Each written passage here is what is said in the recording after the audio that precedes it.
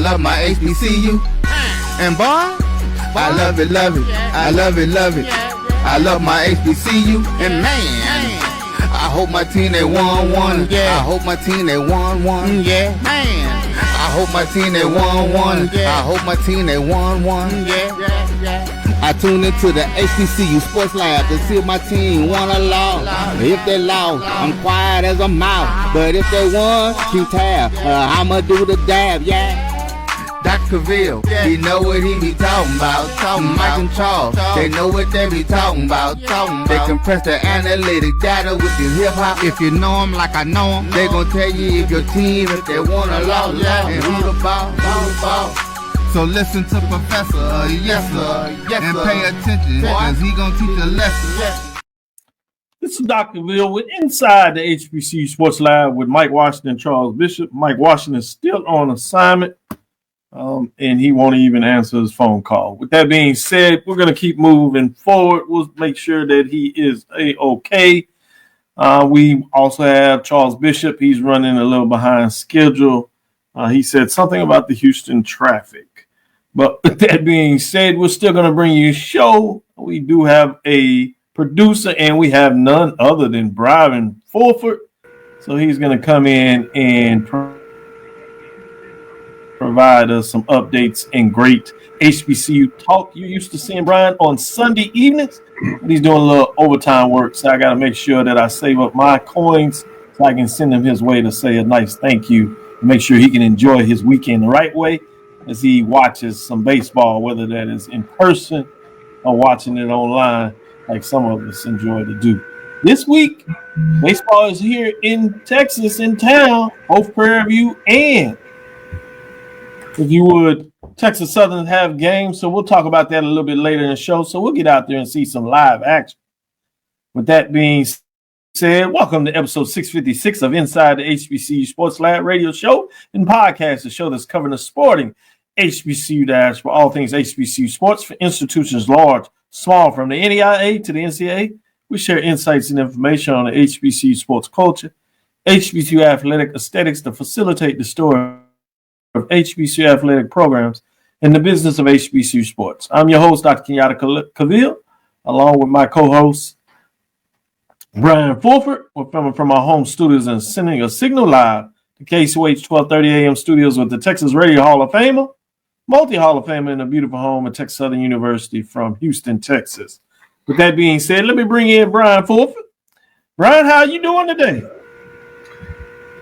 Doc, I'm doing okay. My voice is a little weary right now. It's a little tired, but is that because you were cheering or booing? Neither. Probably more fussing than anything. Probably more fussing. Hashtag teacher life, right? Hashtag teacher life. I wasn't going to ask, but you volunteered, so I appreciate you. Yeah. With that being said, today's episode of Inside the HBCU Sports Lab is sponsored by THG Agency, a company that provides sporting, educational, consulting, and data analytics. With that being said, Bryan, won't you jump us off and let us know about the news of the day? What's on your mind?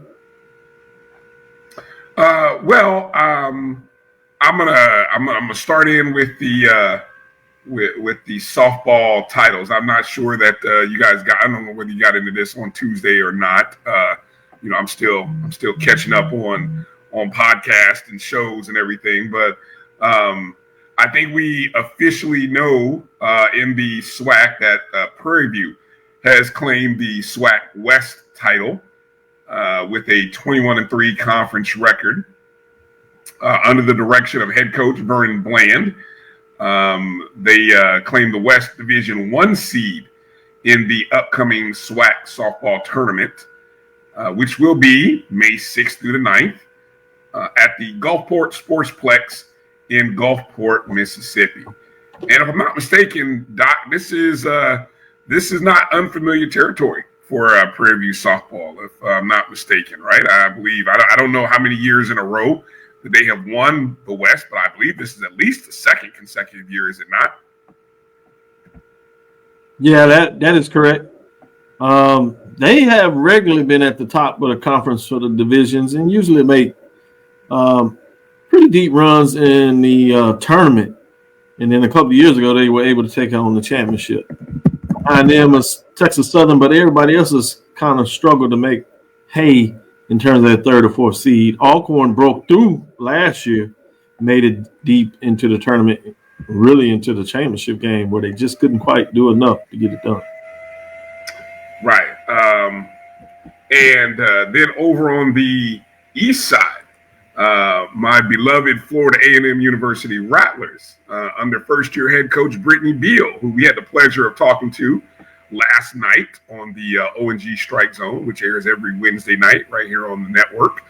The Rattlers won the East Division with a 19-5 record.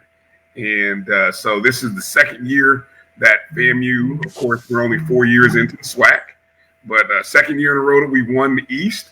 And so I'm really excited about this team. And, you know, funny thing, Doc, is as hyped as we were about last year, I think this team might be a little bit better than last year because the pitching is better and the experience is a little more. So I'm optimistic, very optimistic, but you know, I know how tournaments can go.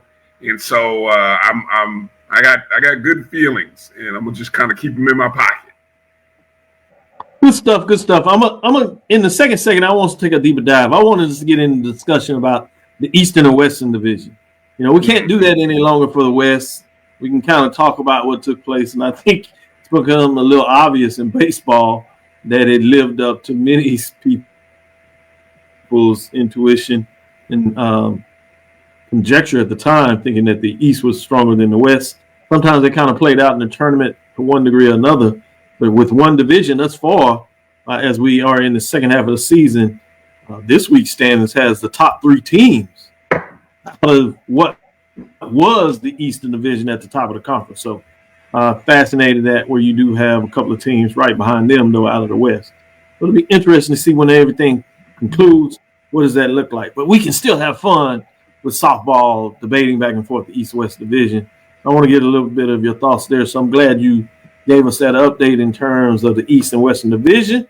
We got two A&M programs getting it done, one in Prairie View, one in FAMU. We'll see if they can get on that collision course and pay for a championship, or will we have the proverbial upsets in the tournament and see somebody come out of the loser bracket and have the other team come out of the winning bracket for a championship game. We want to give a little love FAMU tennis to open NCAA tournaments at Athens Regional in terms of the women's. Alabama State on the men's side, they will end up in Knoxville Regional, and that is this weekend coming up. So it'll be fascinating to kind of see if we can get any upsets by the Rattlers or the Hornets on the tennis side. Also got to go over there to the MEAC. South Carolina State secures its sixth consecutive women's tennis championship, as they have that on lock, it seems, but they will draw Auburn as they are moving forward. And that means on the other side, South Carolina State men's also claims the championship, as we said before, which is the fifth championship, and they draw North Carolina State. So it'll be, again, interesting to see, can any of these HBCU programs at the Division I level get a upset, preferably in terms of the seeding, at least, in these tournaments. I'm going to go back to you and let you chime in. What's some other things that may have you excited in terms of HBCU news? That's a dynasty, by the way. I think that qualifies when you win 6 in a row. When you win 5 in a row, that's a pretty good dynasty. That's certainly a dynasty. When you can go over a decade, at least past the halfway mark of a decade, we can check that off. And when you do it on both sides, you talking about it's a program dynasty, not just on one side, whether it's men's or women's. Yeah, they figured something out over at South Carolina State, so props to them. I do want to make mention and give some props while we talked about softball earlier and we were into the MEAC. Got to give some credit to Howard University. Howard University, the Lady Bison, won the 2025 MEAC softball regular season title earlier over the weekend. They only needed to beat Norfolk State, who was in second place once, and they happened to do that twice over the weekend in a doubleheader by scores of 10-2 and 7-3. Turns out it is the first, and talk about history makers, the very first regular season title for Howard University in the MEAC. Howard has been a part of the MEAC for how long? I mean, they've been playing softball in the MEAC since, I want to say the 80s, maybe, the late 80s, early 90s. But the wins over Norfolk State, the Bison improved their conference record to 19-1, which also set a new program record for conference wins in a season. Howard is currently 25-17, riding a 19-game winning streak. Wow. Damn, that's tough. Dating back to March 29th. So, congratulations to Howard. They're the number 1 seed heading into the MEAC softball championship, which begins May 7th through the 10th at the Norfolk State softball field in Norfolk, Virginia. So we'll have a pair of softball tournaments happening next week in the SWAC and MEAC. So should be some good Division I softball for us to follow next week, Doc. Good stuff, good stuff. I do want to give a softball update since we're on it. SIAC. When you talk about the SIAC, you have your lone non-HBCU program in terms of getting it done for a championship on that side of the ledger with Spring Hill bringing home. And this is back-to-back for them. So you're talking about building on dynasties. We'll see if they get it done in terms of what they're doing, but they will represent the SIAC on the softball side of things as they continue to get it done on that side of the ledger. So I want to give a little for the SIAC in terms of what they're doing on the softball side of things. Some people thought going into that term was Tuskegee, but as the record would say, Spring Hill says, the Badger says not so fast in terms of what that looks like. So I want to get a little bit update on that side of the stuff. I'm fascinated by this before we get in to take our first break. 2 HBCU programs earned Emmy nominations. And this is coming out of HBCU Game Day. I've seen this live. I've seen the first one when they talked about Southern University. They landed what you call the Waves in Television for Digital Media Landscape, earning Emmy nominations for powerful video storytelling that celebrates the campus culture, legacy, and creativity. The Southern one is when they captured and did a story on Southern's band.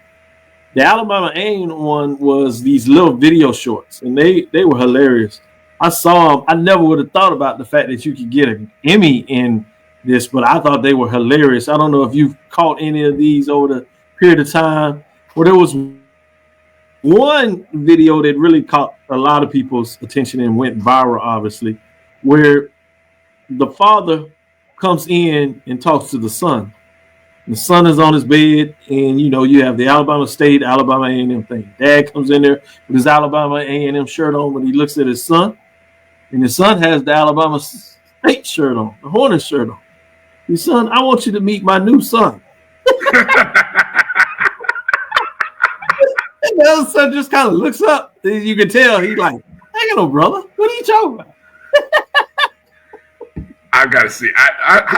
Where was I when this came out in the fall? Did these come out in the fall? Yeah, he's on social media. So you just Google it up. You'll find it. So you can put in there Alabama A&M shorts. Emmys, I'm sure it'll certainly come up.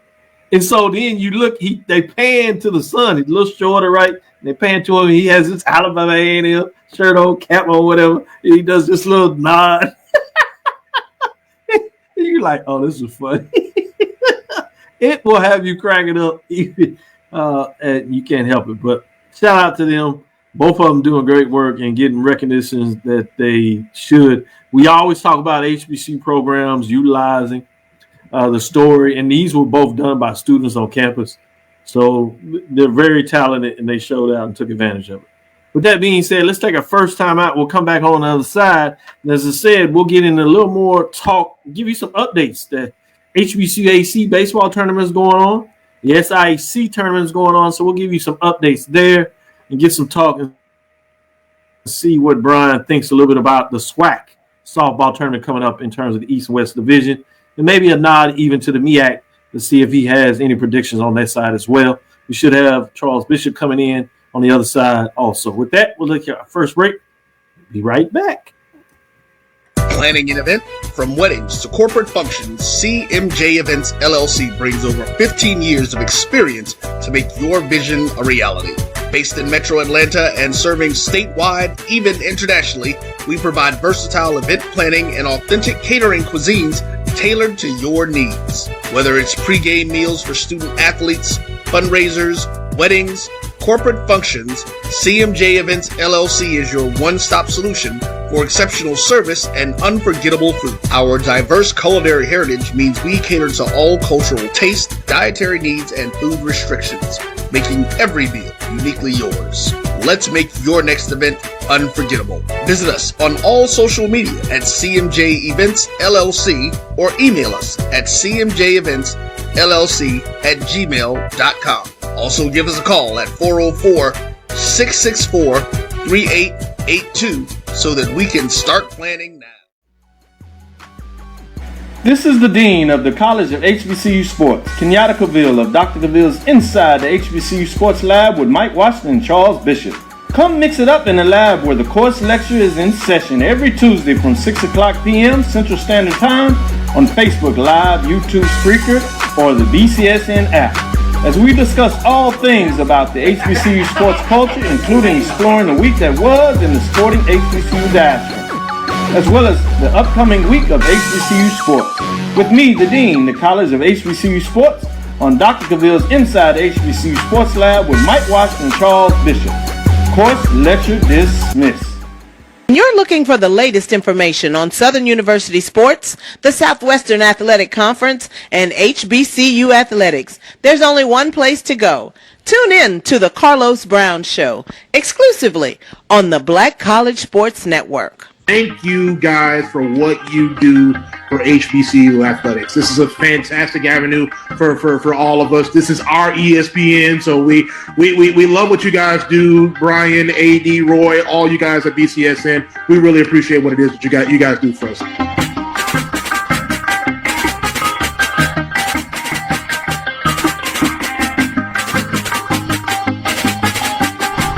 Press the analytic data with your hip hop. If you know them like I know them, they gon' tell you if your team, if they wanna lose, and who the ball.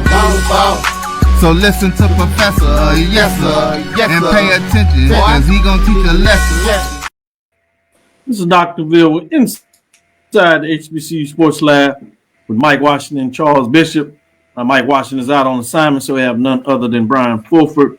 So with that being said, let's get in here. Let's get some updates from the baseball side of things. Fascinating to see what's going on here. When we talk about the HBCU AC, that tournament is in North Little Rock, Arkansas, and it's gotten underway. When you talk about what's going on those sides, you have the proverbial number one seeds jumping out and doing what they are supposed to do, as you have Talladega getting it done as they defeat Wilberforce 9-0, shut them out. Didn't quite get to the 10-run rule, but they were there. When you talk about that stat line, you had Talladega with 9 runs, 8 hits, 0 errors. Wilberforce had 0 runs as they were shut out, 6 hits and 4 errors in tournament time. That is challenging. Then you had the matchup. That was a 1-8 matchup. You have your 4-5 matchup where Dillard got it done over Voorhees. Much closer matchup there in terms of Dillard putting up 4 runs on 6 hits. They did have an error. Voorhees had 3 runs, 9 hits, but they had 3 errors that made it challenging. So Dillard moves on in terms of that matchup. The next one featured Stillman and Suno, which is a 3-6 matchup in terms of what was going on there. In that matchup, you had Stillman with 5 runs, 10 hits and 3 errors. Suno was able to put up 8 runs, 9 hits, but did have 1 error as well. So Stillman moves on in the winners bracket. Suno wins on in the winners bracket. The last matchup was a 2-7. That is Wiley, the Wildcats over Russ, Bearcats getting it done there. 2 versus 7. Wiley wins 10-4, putting up 10 runs, obviously, on 10 hits, 2 errors. Russ put up 4 runs on 8 hits and 1 error. So you saw that going on. Things to push forward. You have a matchup that will feature Talladega Tornadoes versus Dillard. You have Suno and Wiley Wildcats to open up things. Those is matchups there that Suno and Wiley will be at 8:30. And Game 6 will follow that. We have the loser bracket. Voorhees was 2 in barbecue, as they like to say, as they lost to Wilberforce. So Wilberforce should survive in advance. They will play at 3:30 on Friday. You have a matchup with Stillman and the Bearcats to see what takes place there. So we'll keep you updated in terms of what news takes place. So we still have what I'm interested in seeing. I want to see the matchup that features the number 1, 2 seeds. That's what I'm interested in seeing. So Wiley is doing their part. Talladega is doing their part. We will continue to see if we can get that matchup Friday at 7 p.m. They have some additional work to do, though. That's Wiley has to find a way to get past Suno and Talladega over Dillard. We shall see. Of those matchups, anyone you have a little concern on in terms of you got a upset? So you got 6 versus 2, but then you do have that 1 versus 4. Charles, any thoughts? Or you think we're gonna be good to be able to get to Friday to see the matchup that I want to see? Yeah, I think we can get to Friday because both of those teams, they can just knock the cover off the ball. I mean, we saw Wiley up close when they came out here and really were going nip and tuck with Texas Southern for a while, up until about the 6th inning, and Texas Southern bats really kind of crunk up at that point in time. Bullpen game for both teams. But when you take a look at what Wiley is able to do, Wiley is able to put their bat on the ball. So I'm really looking forward to that particular game against Talladega. Talladega, if I'm not mistaken, Ocampo is a young man. He's hitting over 500, but he's a tremendous stick. I remember him from the Black College World Series, and just one of those guys you couldn't keep him off base. Yeah, very talented. Brian, your thoughts? Do we have any problems getting to Friday? Will I get the big matchup? These 2 30-win teams, will they fight it out at least? Semifinals, see who gets to get to a championship. Well, you got Suno that's already had pulled 1 upset out. That's true. Knocking off a 3 seed. They're playing with house money going into the game against Wiley. I didn't get a chance to pull up the series history, on how they played during the season. But I think whenever you can get a win under your belt, it'll give you a little confidence, especially when you win a game that maybe you might not have been predicted to win. So it's pretty impressive. But I'd love to see chalk. I'd love to see chalk there and get that 1 versus 2 matchup for a right to go to the championship game. Miguel Oropeza, that was the guy I was talking about. Get this, Doc. He's hitting 508, 10 home runs, 69 RBIs. He scored 80 times this season. Oh, and he also has 26 stolen bases. So. He said, "Oh, by the way." By the way, he can do that too. They faced off on the 19th. When you talk about that matchup, they're in the same division, April 19th, so not too long ago. You had Wiley sweeping Suno. First game was 7-5, close matchup. Second game, 12-10, pretty good game as well. And then the third one is when they were able to really get them in a 10-run rule shortened game where they won 11-1. So they swept them, but 2 of the games were close. To your point, Brian. Can Suno keep up with that magic foot, if you would, in terms of what taking place there? Let me give you some updates over here in the SIC. We gave you a little updates on that matchup, but I'm fascinating to see as that tournament is underway. We do have a couple of games that were played. Early on, you have Savannah State defeating Benedict. High-scoring game, close one, though, 11-10. Savannah State moves on as the 3 seed over the 6 seed. Then you had a 7-2 matchup. Edward Waters brought out the bats to take it to Tuskegee, 10-1. So you'll have that game tomorrow at 6 o'clock versus number 2 and 3, which is fascinating. That's Edward Waters, Savannah State. We'll see how that goes in terms of that matchup. You have a Spring Hill College versus Lane. That game should be underway, but I do not have any updates for you there. The last one up to get out of there is Miles versus Albany State.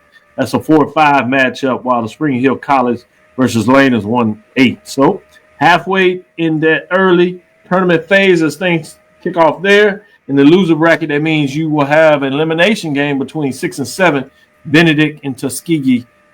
Somebody's going to get a chance to do the 2 in barbecue on that side. Any thoughts in terms of the SIAC tournament, Charles, in regards to looking at matchups? Again, I kind of like the fact you got this matchup between Edward Waters and Savannah. They've had some good games early in the season, so they're going to find a way to match it up again to see who gets that early one. You got to lean that 1 versus 8 Spring Hill. Probably going to find a way to get it done. Then the Miles and Albany State could be an interesting one. Albany State has gotten better at the second half of the season, unless Miles can get it going as they've had in the past. But they've kind of had a down season for their what they're used to doing in the past. So not much there. 2-3 matchups, Savannah State, Edward Waters. That's the one I want to look at. Yeah, I think, and I'm very curious as to see who can challenge Spring Hill. And if it's any team, you talk about Edward Waters, you're talking about a 33-win team. That's the kind of a team that I'm just keeping an eye on. I think Savannah State, they're right there. They're 29-12 coming into the tournament, so they're all almost a 30-win team as well. So you got some quality baseball over in the SIC. So who can challenge Spring Hill? And again, tournament, we talk about it all the time. Who has the arms? Or who is that one person that you didn't see that gives you 4-5 strong innings and just turns the momentum in the tournament? I think over the past couple of seasons, we've seen it now from Florida A&M. We've seen that from Grambling over in the SWAC, where you have a pitcher that, you take a look at the ERA and it's like, oh my goodness. And then all of a sudden they have this start out of nowhere that's, where they go, 5, 6, 7 innings, and really it's a momentum builder. Brian, I'm going to ask you the same question, but I'm going to give you a little more. That matchup between Savannah State and Edward Waters, give you some numbers there. That game was played in Savannah State earlier. That was a March game. So we just saw it not too long ago. It was a Friday game and then a doubleheader on Saturday. Coming out of the chutes, Savannah State lost at home 8-3. So Edward Waters were able to get the best of them. Then they turned around. And then that doubleheader, the first one to kick it off on Saturday, you had Edward Waters that takes the series early, 7-4 with the victory over Edward Waters. Savannah State. Edward Waters over Savannah State, I should say. So Edward Waters took 2 out of 3 because Savannah State did fight back and get that third game as they win a close one, though, 9-7. Give you some indication. These teams are pretty close. When I see 2-3 series games relatively close when you get in a tournament, to me, that's not a big marker, but give you a little indication. Anyway, you want to hedge your bets? Since you like to talk about those numbers, Edward Waters, Savannah State, anyway you going? Neutral site, tournament? Well, neutral site, 2 out of 3s. Edward Waters, 2 out of 3. I will say I will not be surprised to see a lot of runs in this game, though. Okay. I think if you look at you had 11 runs in game 1, 11 runs in game 2, 16 in game 3. If not that they do this at the Division II level, especially Division II baseball, but if the number was 8.5 or 9.5, I would take the over in the number of runs, because I think there's going to be some runs in this matchup between these two. So that's the angle I would be looking at. But you've got to. I think the advantage is going to fall with Edward Waters, and it'll be up to Savannah State to get off to a good start and then hold them off. Good discussion, good dialogue there. I did want to get a little bit into this before we flip the page and get back into some SWAC baseball. get your thoughts on some of the leaders, top 5 people in these various categories. We'll do that in that next segment. Want to show a little love to the softball side. We talked about early in the intro segment at least who won in terms of their division. That's Prairie View A&M winning the Western Division. Back-to-back years, they're usually at the top. And FAMU fought their way out of the East. Charles, you are under the framework where you see the East being stronger than the West?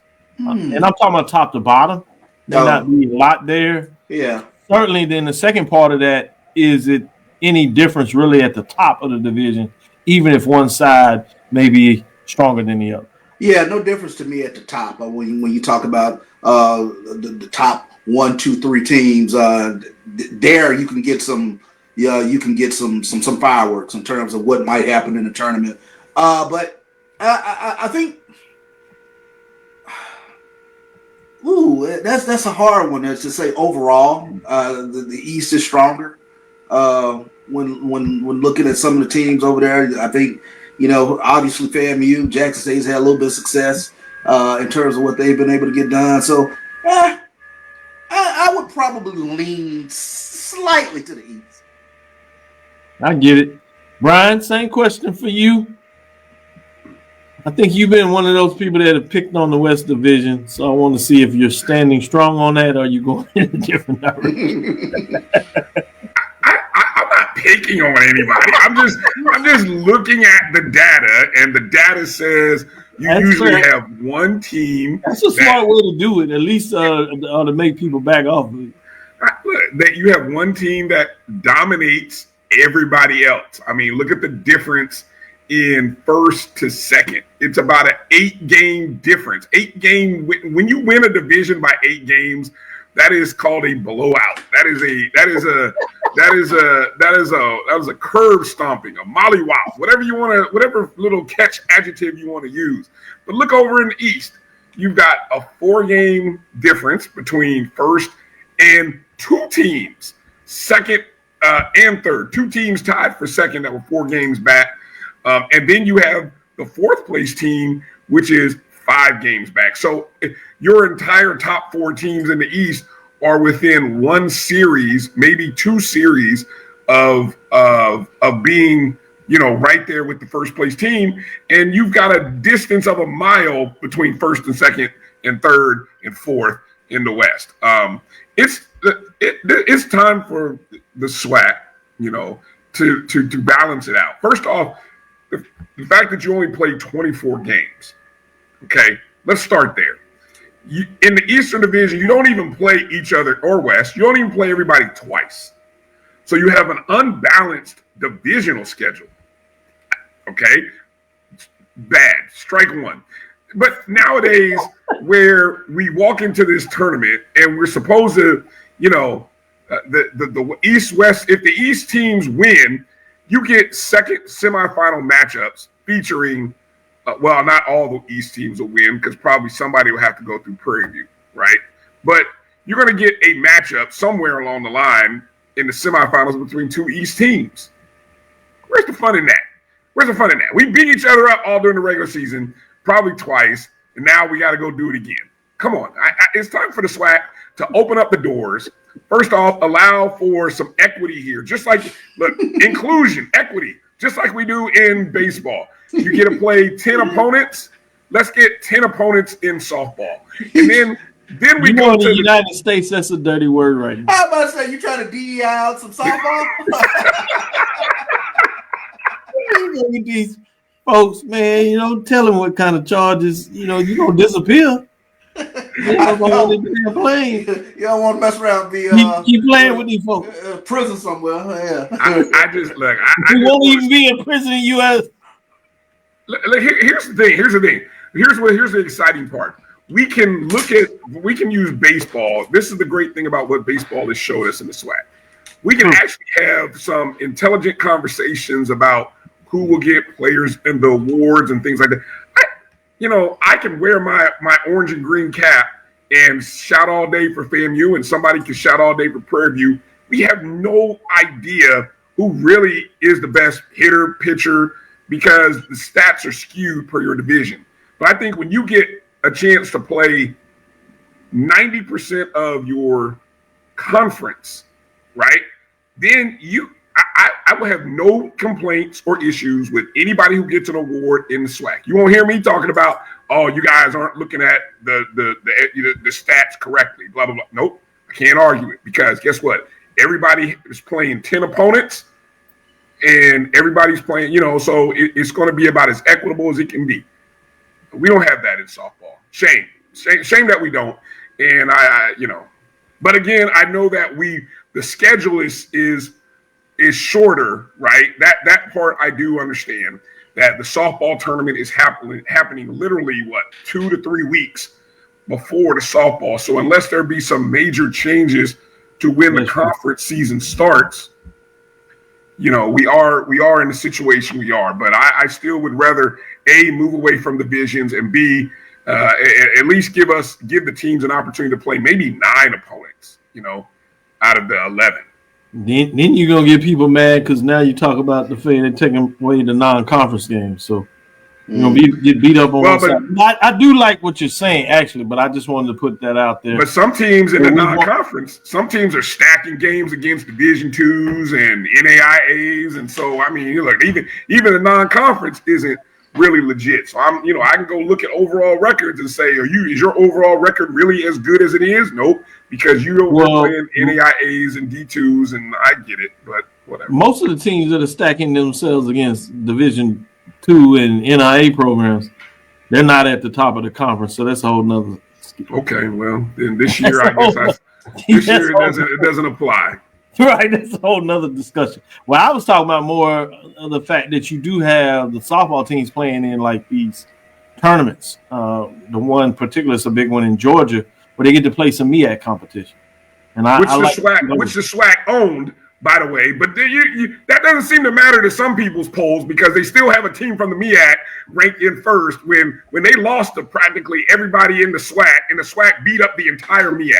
I mean, literally, every SWAC team beat up a team in the MEAC, but somehow the best team in the country is in the MEAC. Like, get out. How you really feel, Bryan? You so ambiguous already. I told you my voice is this way because it's been a tough week, Charles. My voice is this way because I've been, so I'm fired up. I appreciate the energy. Yeah, Doc, he set me up. He knew I was gonna get like this. He ran me right down this road to get me fired up. That's all.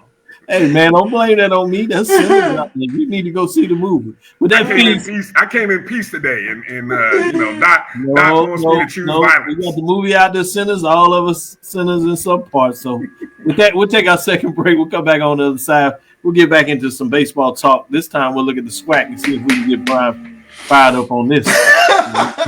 In terms of these statistics, maybe not so much because now it's statistics with everybody playing everybody. So a little true at the top.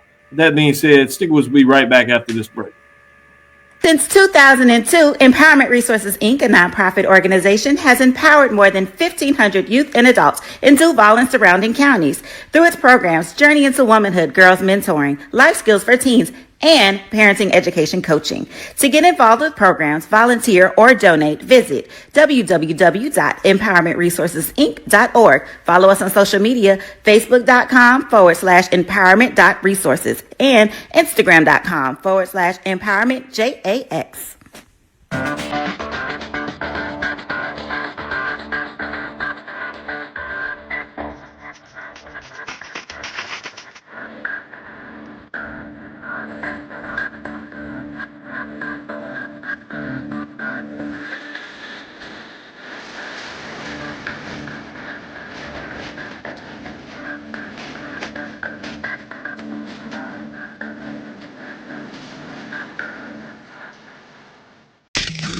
The human voice has always connected audiences with experiences. Major brands all across America have trusted Kever's voice time and time again. Conversational, powerhouse, intelligent, and sincere. That's the voice you need for your creative marketing process. KEAVERSVOICE.com. Kever's Voice, Kever's Voice, KeversVoice.com. Always on, all the time. It's never too early to plant the seed, to share the tradition, and instill a sense of pride in your HBCU with your little ones. HBCU Pride and Joy Children's Boutique helps you share your school spirit with a wide selection of adorable kids apparel and accessories officially licensed from your favorite HBCU. Visit hbcupridejoy.com and follow us on all social media at HBCU Pride Joy on Facebook and Twitter. When it comes to professional learning, teachers deserve better. From the leader in online learning, Stride brings you the Stride Professional Development Center, an on-demand library of mobile-friendly courses that gives teachers choice and flexibility, allowing them to learn anytime and anywhere. Our dynamic courses provide bite-sized learning and help educators advance their knowledge while also gaining professional development hours. It's time you take charge of your learning. Visit us today to get started. Compress the analytic data with your hip hop. If you know them like I know them, they gon' tell you if your team, if they want to lose, and who the ball. So listen to Professor, yes sir, and pay attention, cause he gon' teach a lesson. This is Dr. Cavil with Inside the HBCU Sports Lab with Charles Bishop and Bryan Fulford.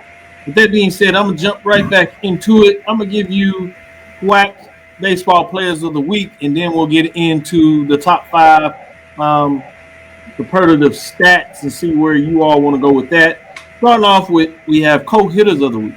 We're going to go one Bethune-Cookman Wildcat and then a Southern Jaguar. Jesus Vanegas is the co-hitter of the week, along with Cameron Bird. That's Bethune-Cookman Wildcats and the Southern Jaguars. Vanegas continued his hot streak at the plate this week against USF and UAPB. He collected 5 hits, 6 RBIs, a double, and a home run. Also, co-hitter of the week, as we said, was Bird. Bird finished the weekend with 6 hits himself, along with 5 RBIs during the Jaguars' 3-game series against Mississippi Valley State.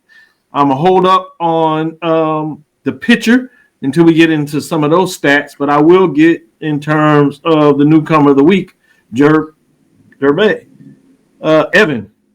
of Texas Southern University. Was 5 for 11 at the plate with an impressive 454 batting average as he drove in 4 RBIs, Charles, and scoring 3 runs. So it'll be interesting to see what he does this weekend as he's hot right now. Speaking of who's hot, look at the top 5 in terms of batting average and home runs. I'm going to start out with number 5. Maybe a little surprise to you here. We got some Delta Devils. Eric Williams with 389. Batting average. And then you have Tanner O'Keefe, also of Delta, the Delta Devils, Mississippi Valley State Delta Devils, to be exact. That's 392. Then we get into those guys over 400. Starting with Trey Rutledge, he continues on his trail. He's doing what he does in the 3-spot. Trey Rutledge at 402. Then Alabama State, Juan Cruz is pulling out the lumber. He's batting 418. Cardell Thibodeau still is batting a whopping over 450. That's 455 to be exact. Let's talk about those that have the power. Starting with Gramblin's on at number 5 spot was Cameron Hill. He has 11. And number 4 is Jesus Vanegas. As you saw, talk about him the other week. He has 11 home runs. Texas Southern University's Damian Garcia with 13 home runs in that 3rd spot. And the 2nd spot is a Bethune-Cookman Wildcat, Andre Martinez. He has 14 homers on the season. And then Cardell Thibodeau at 15. He has 1 home run. I'm going to ask your thoughts on this. Can you lead the conference in batting average, home runs? And as Charles said on Tuesday, it may come down to the last weekend series. If Southern somehow does not make the tournament, or will it just maybe be based on that tournament? If they get in, even at the 8th seed, or don't get in, can you still be the offensive player of the year, hitter of the year, if you would?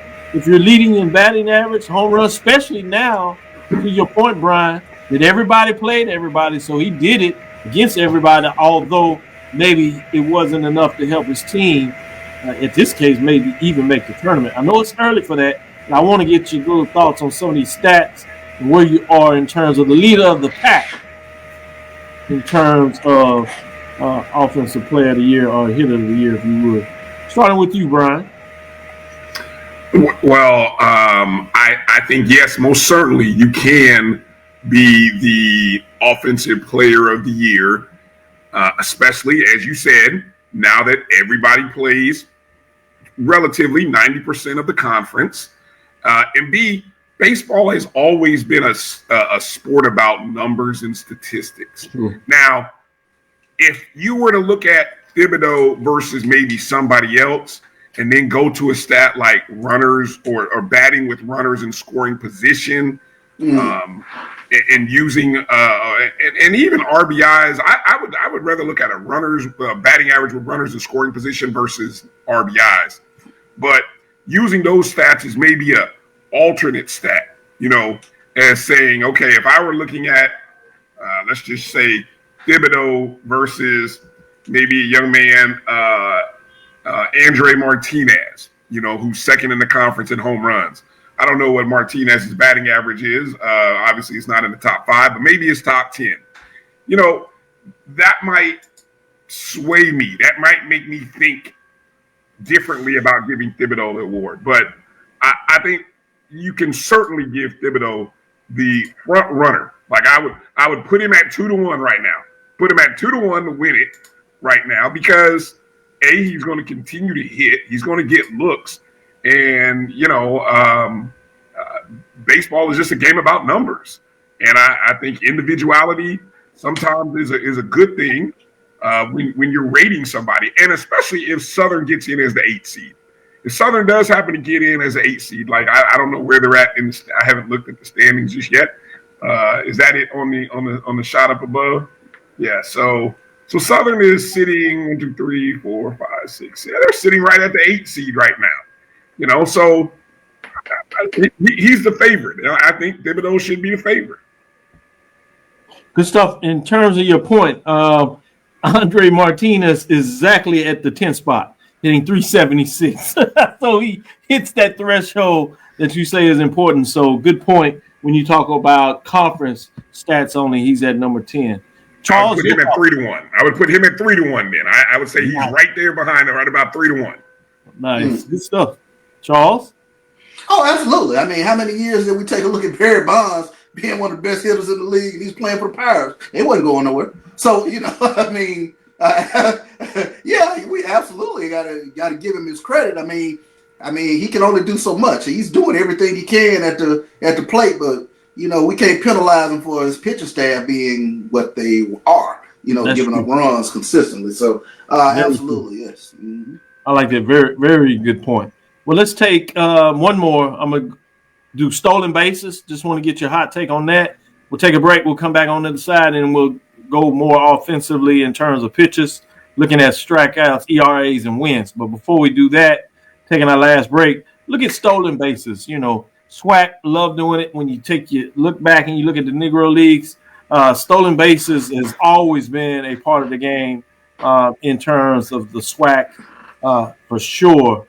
At number 5, Sergio Rivera, 27 stolen bases as he grabs the bases. At number 4, you have a Southern Jaguar, Jacoby Ratliff, with 28. Then at number 3, you get into the 30 mark, those that are doing 30. And that's Trey Rutledge. It's an interesting one you want to sneak at now. Trey Rutledge batting over 400, and he has 30 stolen bases. He's doing everything. Yeah, he's doing it. Then you have number 2, Jordan McClatty, 35 himself in terms of taking those baseball pads, if you would. And then number 1, Bryce Hughes is picking them up, putting them down, and he is taking no prisoners in terms of taking those bases home with him, as he has 43. He's eclipsed the 40 mark. He's at 43. Charles, I'll stick with you. Let me know what you talk about when you talk about the game within the game. In terms of getting those stolen bases, oftentimes that is pushing a runner over in the scoring position. And when you see with some of these batting averages, home runs, that can go a long way, particularly with the batting average, being able to get somebody else and getting your RBIs up there. Charles? Yeah, I mean, speed is such a threat within this conference. Not only does it force the pitcher to kind of keep an eye on the base runner, but it kind of gets him out of rhythm, man. And we see that on a constant how everybody in this conference they have 2 or 3 guys that can, once they get on base, you know they're going. And it makes the defense really have to be on edge. And I love that about this conference in terms of, the way they can. Everyone can play small ball, and it's about moving runners over. So definitely getting a runner on, that lead runner on and getting them over to second, it can turn the momentum of an inning in a heartbeat. Good stuff. Bryan. After looking at these and seeing where Rutledge is, and then I went and I peeped on the SWAC site, Good and stuff. I'm looking at Rutledge on Rutledge is leading the conference overall stats in terms of on base percentage. I gotta make this a 3-man race, Doc. I mean, I'm glad you brought up Rutledge. Rutledge is definitely in the mix for offensive player of the year. I'm glad you put that in there. Yeah. So let me add this one thing, sneak this in there, and I promise we'll go to this break. I'm going to point out 7 guys. We're going to look at the top 5 because they're all over 50 RBIs, but we got 2 guys right behind them at 49, so I want to show them a little love because they're on the tip of it, and that is Trey Bridges of Grambling State with 49 RBIs, and then Juan Cruz, Alabama State, with 49 RBIs. But top 5, we go to Bryce Hughes, Texas Southern University, with 51. He's tied with his Texas Southern brother, if you would, which is Damian Garcia, who also has 51. Then we get to 54 with Cameron Hill, Grambling State, and then Southern Cardell Thibodeau is with 56 RBIs. So he's getting it done in multiple categories. But guess who's in the mix as well? Living up to the hype, Andre Martinez of Bethune with 57 RBIs.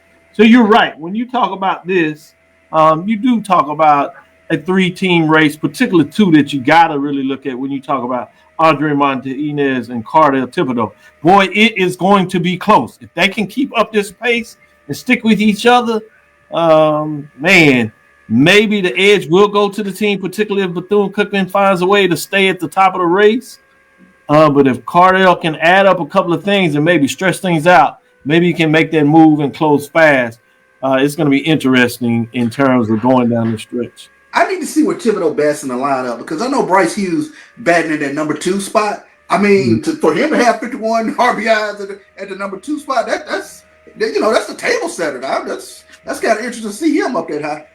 Yeah, good talk. Good baseball talk. Statistics by both of you. Let's take our last break and come back on the other side. We're going to flip it. We're going to see what they're doing on the mound, on the bump, as they like to say. And then we'll maybe ask a question or 2 in terms of some final matches. Let's take our last break and come back on the other side, give you some of that talk, and close it up.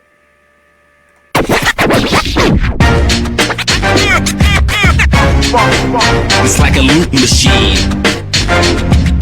All around town, people trying to get down.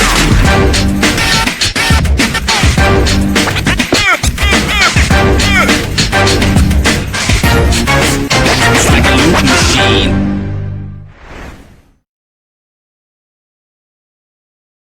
You're looking for the latest information on Southern University sports, the Southwestern Athletic Conference, and HBCU athletics. There's only one place to go. Tune in to the Carlos Brown Show, exclusively on the Black College Sports Network. It's never too early to plant the seed, to share the tradition, and instill a sense of pride in your HBCU with your little ones. HBCU Pride and Joy Children's Boutique helps you share your school spirit with a wide selection of adorable kids apparel and accessories officially licensed from your favorite HBCU. Visit hbcupridejoy.com and follow us on all social media at HBCU Pride Joy on Facebook and Twitter. Hey y'all, it's your girl Sonia from She Say Sports. Make sure to check us out every Friday morning at 9 a.m. on Black College Sports Network, YouTube, and Linktree. And please don't forget to subscribe to our YouTube page.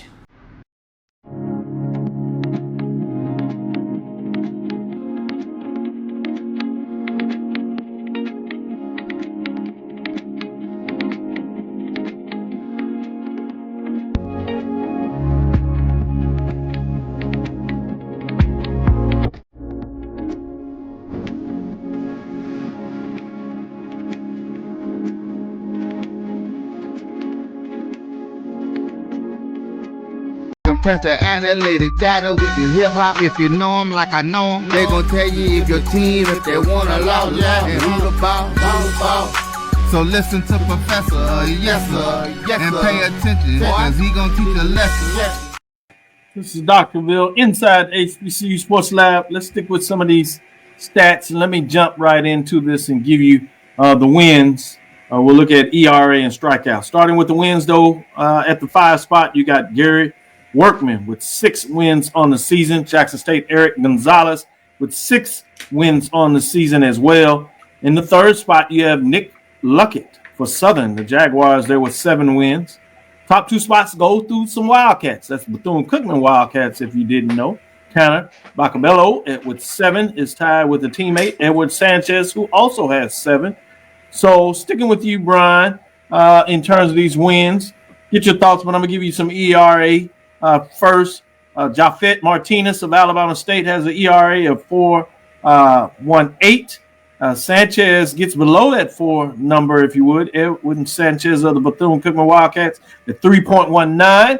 Carson Kelly really dips it down a little bit as he's at 3.19 in terms of his ERA. Eric Elliott, 3.11. And then at the top of the ERA standings is Caleb Granger with 2.54. The last one I'll throw in there for a little bit mix of all this is strikeouts. Top 5, if you would, Edwin Sanchez with 61. All these guys over 60 with strikeouts. At number 4, Joel Core, 63. Jorhan LeBoy with 68 is tied with Jackson State's Eric Elliott with 68. Then we have another Jackson State Tiger, Eric Gonzalez. He jumps all the way up to 85, really leading the pack, getting it done there. So, Bryan, wins, ERA, strikeouts, a little bit of mix there. Different folks involved. What are your thoughts in terms of what's taking place on the bump for you? I will tell you the name that you need to kind of pay attention to in these last 3 series, Carson Kelly. Carson Kelly of Florida A&M. In conference games, right, he has 5 wins, no losses. He also has 3 saves. So he is currently second in the conference in terms of conference game wins, right? Second. But he's also second in saves. So now obviously, you know, his total innings pitch is not as high as some other guys because of the nature of, you know, he's a middle reliever / closer. But, you know, ERA for him, ERA is also 3rd best in the league. So, you know, it'll be interesting to see how does a guy who is not maybe a starter, he's not a starter, but can he garner enough attention? Well, maybe he's become. I got to double check and see that he's become a starter maybe of late. Okay. But you know, can a guy of Carson Kelly's ilk or his stats, can his stats do enough to push him into a position where he gets a lot of votes and strong consideration for pitcher of the year? Good stuff.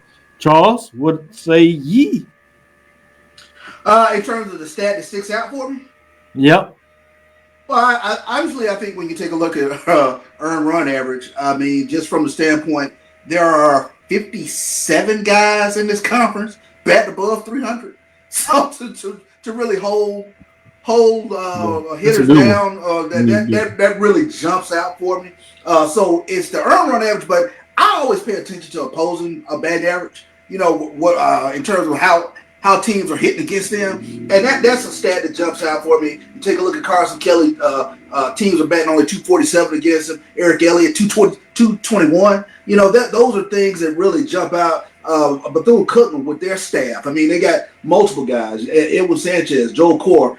Teams only hitting 265, 269 against them. So in a hitting conference to keep opposing teams down, that jumps out for me. Good comments, good stuff there. I like what you're saying. I'm going to do this. I want to go with you, Bryan, some of these matchups. I asked Charles about it, so he can jump back in there if he likes. But what's the key matchup for you this weekend? Let me go through them. Southern is in Houston at Texas Southern. You have Alcorn State in Prairie View against Prairie View A&M. Alabama A&M is in Tallahassee against the FAMU Rattlers. Alabama State travels to the beach, Daytona Beach, against Bethune-Cookman. Arkansas Pine Bluff is in Grambling, Red Sticks, Grambling State. And then Mississippi Valley State goes to Jackson. That is Jackson, Mississippi against Jackson State. What captures your attention about any of these matches, the top 1 or 2, or even 3, and why? Well, my eyes are focused in on the Alabama State Bethune-Cookman series. I think, like probably all of us, after last week, we had a matchup between the top 6 teams. We had 3 matchups between the top 6 teams. And I thought that was fascinating from a scheduling perspective at that point in the season. Now we get down to the final 9 games of the conference season, and there's hope because of what we've seen out of the fact that UAPB took 2 out of 3 against Bethune. I'm not in their dugout, but I'm hearing word that they may be dealing with some pitching issues in terms of health. So it creates a door. The door is open, and it begins with Alabama State. And just Bethune's schedule is tougher. I mean, honestly, when I look at FAMU's schedule, I think Drew brought this up the other day, that, FAMU's got 8 of the 9 that should be winnable games. You can't quite say that for Bethune. That Alabama State is going to give them a series. They're going to fight them this weekend in every game, and they're going to push them. And hey, look, we'll see what happens. I mean, this is how Bethune-Cookman handles adversity. They just lost their first series of the season. How do they rebound from that? That's good. I think Coach Hernandez is going to find out a lot about the mettle of his young men this weekend against Alabama State. Fascinating matchup. Great point. Charles, I know you talked about this, but any final thoughts that you wanted to provide?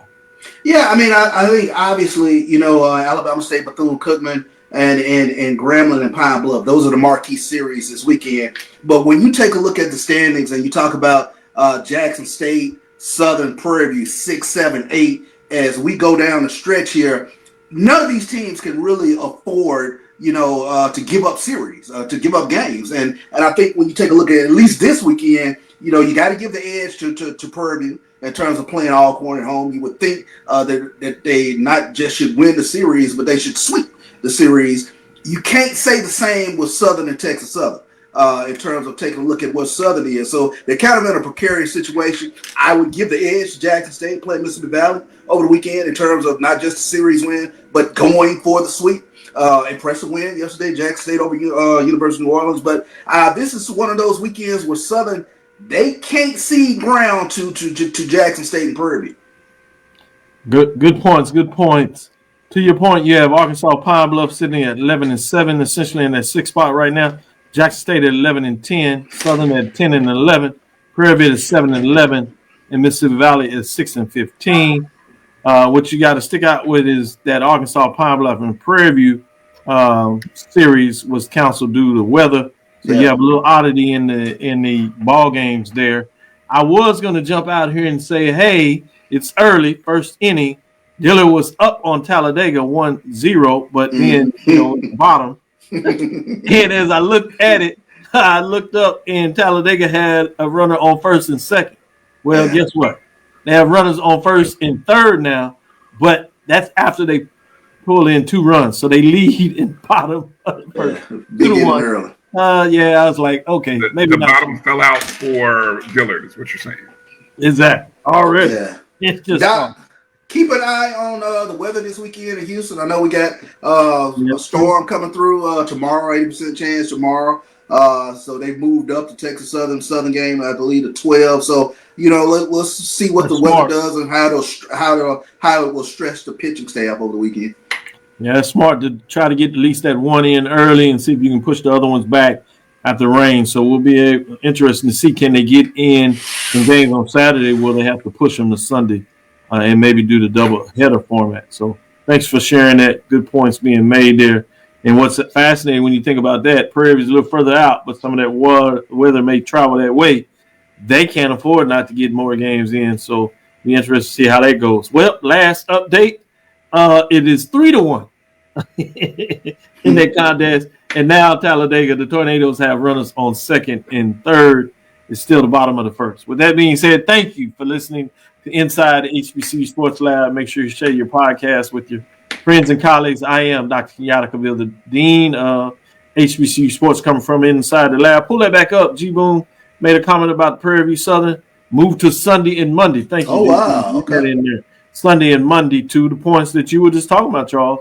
Getting that in. I am Dr. Kenyatta Cavil, the Dean of HBCU Sports, coming from inside the lab in the College of HBCU Sports with Mike Watson and Charles Bishop. Appreciate that good work, G-Boom. He does a lot of our stat work as well as social media platforms. So thank you for all the work you do around Holly with that, G-Boom. Holly is a lot of people like to refer to him as well. Again, we want to thank you for listening to Dr. Ville's Inside the HBCU Sports Lab with Mike Watson and Charles Bishop and Bryan Fulford every Tuesday and Thursday at 6 o'clock. And that will do it for the week. So we look forward to next week as we discuss the latest news in the lab, give you some updates and see how this rain playing the thing, see about some of those key matchups. Bryan and Charles both say they got their eyes over there at Daytona Beach. So we'll see what kind of beach party teams might have this week. Follow me, Dr. Kenyatta Cavil. That's DrKenyattaCavil. That's DrKenyattaCavil. Facebook and Instagram.